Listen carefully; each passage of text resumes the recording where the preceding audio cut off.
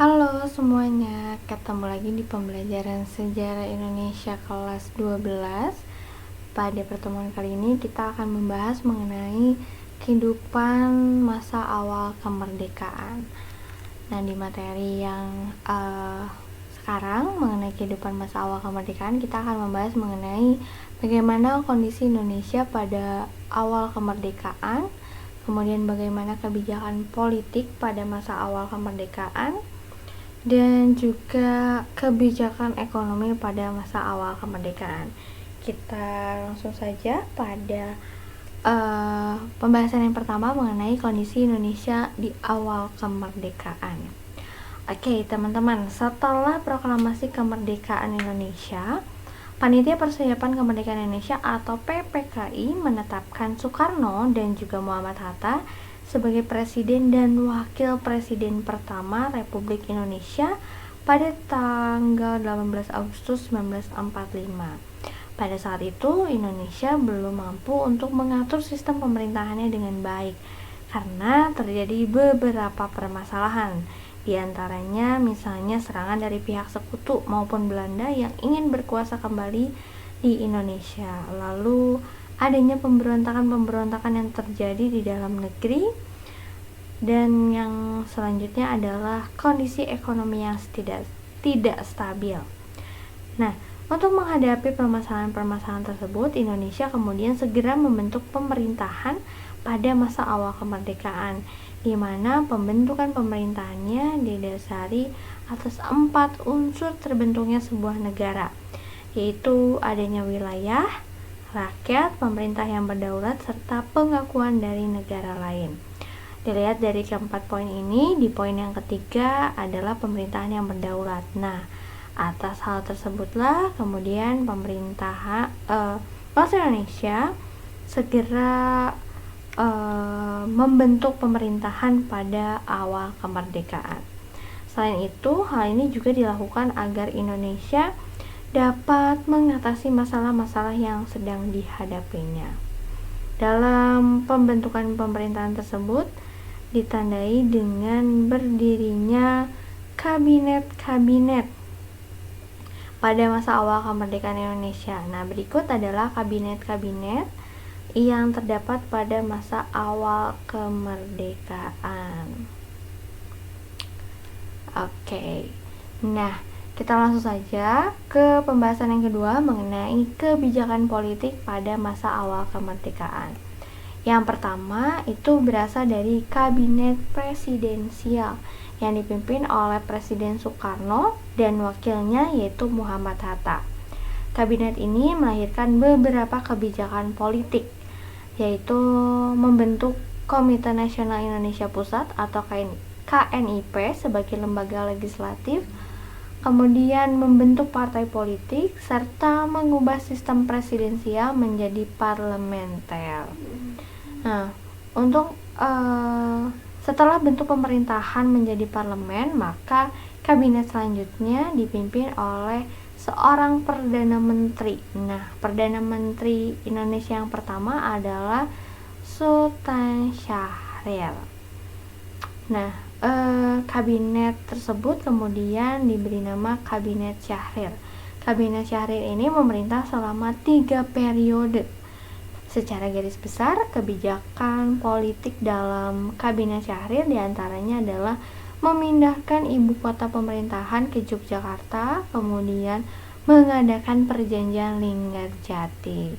Namun, perjanjian Linggarjati ini tidak disetujui oleh beberapa pihak.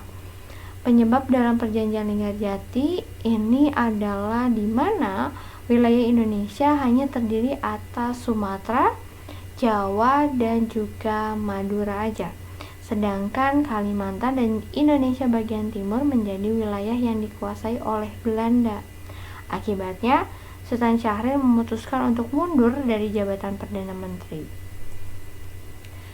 Nah, setelah itu kemudian Amir Syarifuddin ditunjuk sebagai Perdana Menteri Indonesia berikutnya dan berkuasa selama 2 periode. Saat menjabat, Kabinet Amir ini langsung menghadapi agresi militer Belanda pertama yang terjadi pada bulan Juli sampai Agustus 1947. Kebijakan utama yang dilakukan oleh Kabinet Amir adalah mengadakan perjanjian Renville. Namun hasil dari perjanjian Renville ini juga ditolak oleh banyak pihak. Bahkan KNIP memberikan mosi tidak percaya kepada Kabinet Amir. Dan akhirnya Kabinet Amir Syarifuddin ini memutuskan untuk mundur dari jabatan Perdana Menterinya. Kemudian selanjutnya Muhammad Hatta ditunjuk sebagai Perdana Menteri yang selanjutnya dengan nama Kabinet Hatta I. Beberapa tugas yang dijalani oleh Kabinet Hatta ini adalah restrukturisasi tentara dan mengatasi pemberontakan PKI Madiun tahun 1948. Tetapi pada bulan Desember 1948 terjadi agresi militer Belanda yang kedua dengan didudukinya ibu kota Yogyakarta oleh Belanda. Akibatnya Soekarno dan juga Hatta ditangkap oleh Belanda sehingga terjadi kekosongan kekuasaan. Lalu tindakan yang kemudian dilakukan oleh Soekarno saat terjadi kekosongan kekuasaan adalah membentuk Pemerintahan Darurat Republik Indonesia atau PDRI dengan menunjuk Syafruddin Prawiranegara sebagai Perdana Menterinya. Dalam masa pemerintahan Syafruddin Prawiranegara, Indonesia berhasil mengadakan perundingan dengan Belanda yang kemudian dikenal dengan perundingan Rumroyen. Ketika kondisi Indonesia sudah mulai stabil, kemudian Syafruddin mengembalikan pemerintahan kepada Soekarno dan posisi Perdana Menteri kembali dijabat oleh Muhammad Hatta. Kabinet ini kemudian dinamakan dengan Kabinet Hatta II dan bertugas untuk menghadiri konferensi meja bundar pada tahun 1949. Salah satu hasil dari konferensi meja bundar ini adalah terbentuknya RIS atau Republik Indonesia Serikat.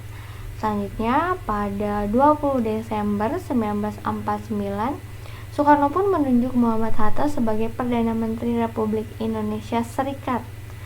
Nah, kabinet pimpinan Hatta ini juga disebut dengan Zakon Kabinet, yang dimana Zakon Kabinet ini mengutamakan keahlian dari anggota-anggotanya dan bukan kabinet koalisi dari partai-partai politik.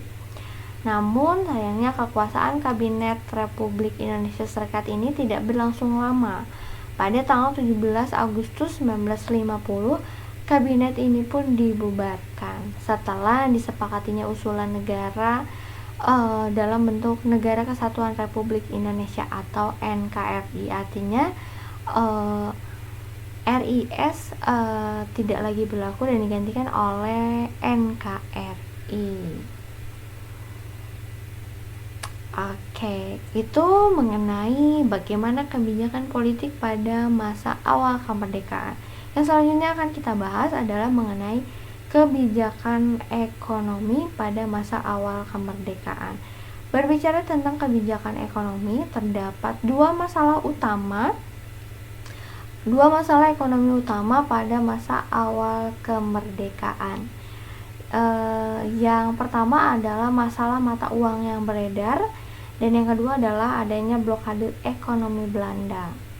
Maksudnya seperti apa, teman-teman? Coba kita lihat. Pada masa awal kemerdekaan terdapat 3 mata uang yang berlaku pada saat itu. Ada mata uang di Java Sebang, ada mata uang Nika, dan juga mata uang Jepang. Terbayang ya teman-teman, pada saat itu masyarakat kebingungan karena ada 3 mata uang yang berlaku di masyarakat. Makanya untuk mengatasi masalah tersebut, pada bulan Juli 1946, pemerintah mendirikan Bank Negara Indonesia atau BNI sebagai bank sentral di bawah pimpinan Margono Djoyo Hadikusumo. Jadi yang pertama kali jadi bank sentral di Indonesia adalah Bank BNI, teman-teman. Selanjutnya pada 30 Oktober 1946, pemerintah menerbitkan uang Republik Indonesia atau disingkat ORI untuk menetapkan satu mata uang yang berlaku serta menggantikan ketiga mata uang yang lama. Selain masalah mata uang tadi, teman-teman, Indonesia juga mengalami masalah blokade ekonomi Belanda, di mana blokade ekonomi Belanda ini ditandai dengan dikuasainya pelabuhan-pelabuhan dagang besar seperti di Jakarta dan juga Semarang oleh Belanda sejak bulan November 1945. Untuk menghadapi blokade ini, pada tahun 1946 Indonesia mengadakan diplomasi dengan mengirimkan bantuan beras kepada India yang sedang mengalami kesulitan pangan pada saat itu. Selain diplomasi beras yang dilakukan dengan India, untuk menggerakkan perekonomian negara, Indonesia juga mengadakan hubungan dagang langsung ke luar negeri melalui pelabuhan-pelabuhan kecil yang dimilikinya. Nah, itulah mengenai kebijakan ekonomi, permasalahan ekonomi yang muncul pada masa awal kemerdekaan. Oke teman-teman, kita sudah melihat bagaimana kondisi awal kemerdekaan. Kita juga sudah membahas mengenai kebijakan politik dan kebijakan ekonomi yang berlaku pada masa awal kemerdekaan. Di pertemuan selanjutnya kita akan membahas mengenai demokrasi liberal. Sebelumnya, agar teman-teman lebih memahami, silahkan teman-teman kerjakan tugasnya. Ada 2 pertanyaan yang harus dijawab. Yang pertama adalah bagaimana sistem pemerintahan pada masa demokrasi liberal. Kemudian bagaimana kebijakan politik dan juga ekonomi pada masa demokrasi liberal. Silakan jawab pertanyaan tersebut, boleh dikerjakan dengan diketik atau ditulis tangan di buku tugas. Kemudian kumpulkan, upload pada sekolah sesuai dengan tenggat waktunya atau deadline-nya. Oke teman-teman, cukup sekian pembelajaran kita kali ini. Terima kasih atas perhatiannya. Sampai ketemu lagi di pertemuan selanjutnya. Stay safe and healthy semuanya.